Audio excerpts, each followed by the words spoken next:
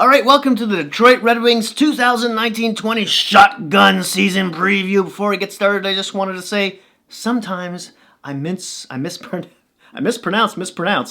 hockey players' names. My apologies. I'm notorious for mispronouncing lots of things in my off-camera life. But if you hear me make the same mistake over and over again, please don't feel shy. Help a brother out. Let me know how to phonetically say it in the comment section down below, and I'll do my best to get that right for next time. Let's jump right into Detroit's stats from the end of last season. Now, they were 7th in their division, 28th overall in the league, 21st on offense, 27th on defense. Their power play was 19th. Their penalty kill, 28th. Yeah, so the big signing in the offseason was Stevie Y. Detroit fans are ecstatic after Ken Holland kind of made a mess of this team in the past 6 or so years, 7, with some of the anchor contracts that he signed. He had his days, but I think everyone's glad to see him go to Edmonton now. And Stevie Y's got to work some of the same magic that he made in Tampa, by signing great contracts, getting rid of awful ones, and drafting really well. And so far in his young Detroit GM life, he's so good. So the question is, how long will he keep this coach around, Jeff Blashill? Because I think he's doing a good job. Really, when Mike Babcock left and he came in, it was during the wrong side of the bell curve, really. So the one thing Detroit is not in the last couple of seasons is boring to watch. And you can tell this team fights for every inch of ice when game is in play. So I don't see any reason to change the coach anytime soon. He came from the Grand Rapids, Michigan, and in the AHL, he coached there. He knows a lot of the kids for a long time. I don't see why that would happen unless a big coaching name became available in the next few years, and we'll see. Now, let's talk about the forward group here. Now, let's talk about key departures first. Thomas Vanek. Really, that's about it. If there's some other guys on that list, I'm not going to take some more time going over that. What did Stevie Y do? Which guys did he bring in? Well, for the forward group, he brought in Valtteri Filippa, who was formerly the New York Islanders, formerly the Tampa Bay Lightning, formerly the Detroit Red Wings. He was one of the last guys in the group who won the Cup. So he probably brought this Filippa in to play second-line center, I imagine, and show the kids what a good pro is. Day in and day out. Now, on the defensive side, he did a few things. He signed Patrick Nemeth as a depth defenseman. Probably he'll be on that second pairing. We'll see. And he signed one of the most sought-after European players in Oliver Kaski. I won't try and pronounce that first name again, but Oliver Kaski. Let's see what I had. What do I have on him here? 6'3", he's 24 years old, 194 pounds, in 59 games with the Pelicans. The Pelicans, and I hate that as a name for a team at all. The NBA team. Oh. Anyway, in 59 games last year, he had 19 goals, 32 assists for 51 points, and he was a +9. A lot of guys were after this kid. Stevie Y landed him. We'll see where he pops into the defensive depth lineup. And then, last but not least, they picked up third-string goalie Calvin Pickard, who was everywhere last season. He started off by being waived by the Leafs, and then he went to Philly, I think, and then he went to Arizona afterwards, and so on and so forth. He's not a bad AHL goaltender, and in the past, he was somewhat servable at the NHL level.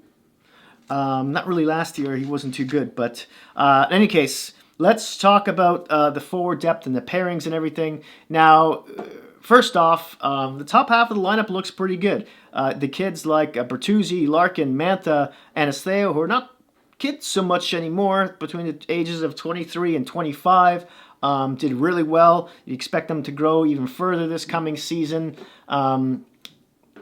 So you got Dylan Larkin, probably Bertuzzi and Mantha on that first line, and everything else is kind of tossed in the air. I'm looking at daily faceoff right now, and I'm just not sure I agree with a lot of the stuff they have. They have Franz Nielsen as a second line center, but that might be Philippa's spot. We'll see. They also have Adam Ern on that second line, and they have Anas Theo on the third line wing, and Luke Glendening centering the third line.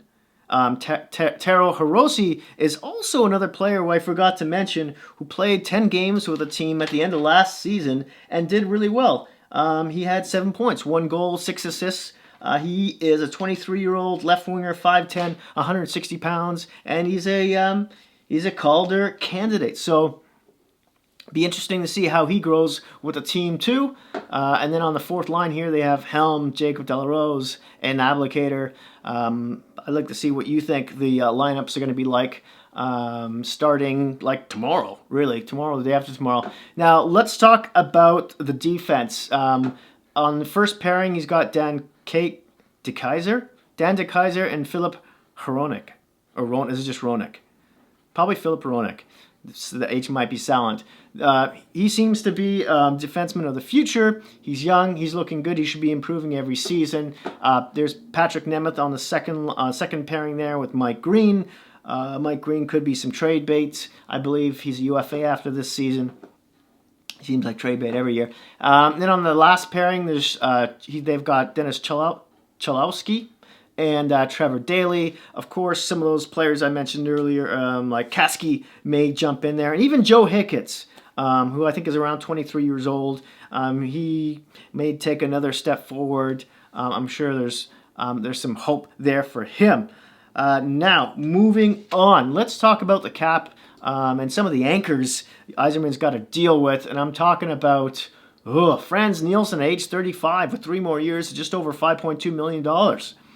Justin Abdicator at 32 years old with just over $4.2 million with 4 more seasons. 4. Wow. Darren Helm at age 32 with 2 more seasons at just under $4 million. Those 3 guys there, especially Abdicator, whose production has just really taken a dive massively. Gone from second line to fourth line guy. Depth. Well, yeah. From power play to penalty kill. I'm sure these guys are serviceable, just not at that price. That's for sure. Somewhat. Then there's on the forward group. There's a bunch of RFAs next season, which Yzerman will have to sign.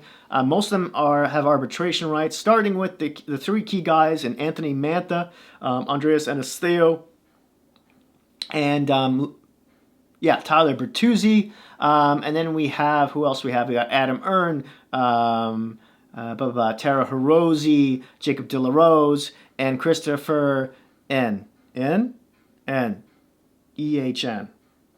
The defensive group, after next season, there is 3 UFAs here. There's Mike Green, who I mentioned earlier, at just over $5.3 million.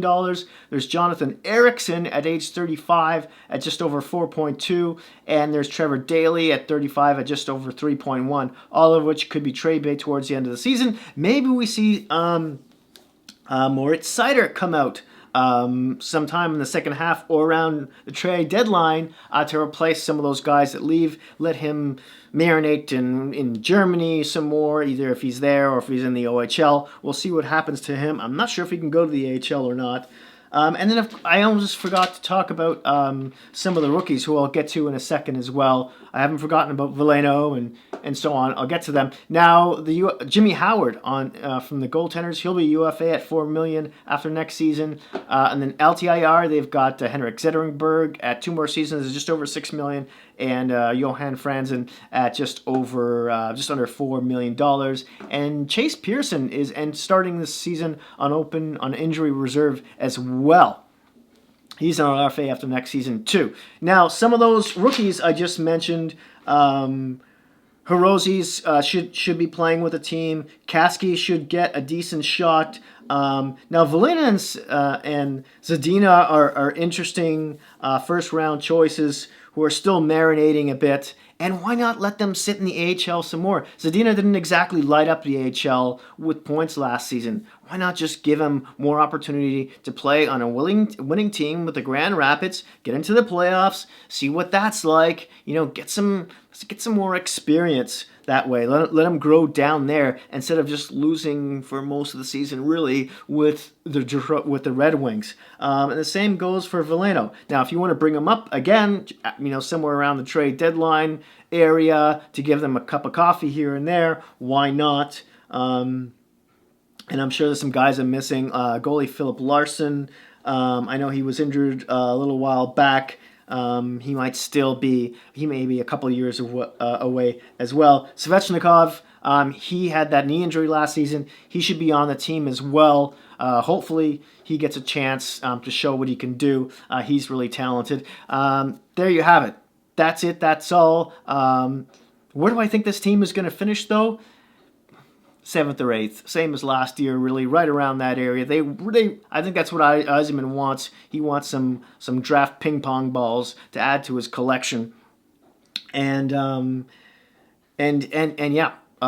What are your thoughts? I would love to hear your opinion in the comment section down below. Hit like if you like this video. Smash that subscribe button if you haven't already. And hey, if you happen to have any Hockey Geek friends, please don't feel shy about sharing. Thanks again. I'll see you soon.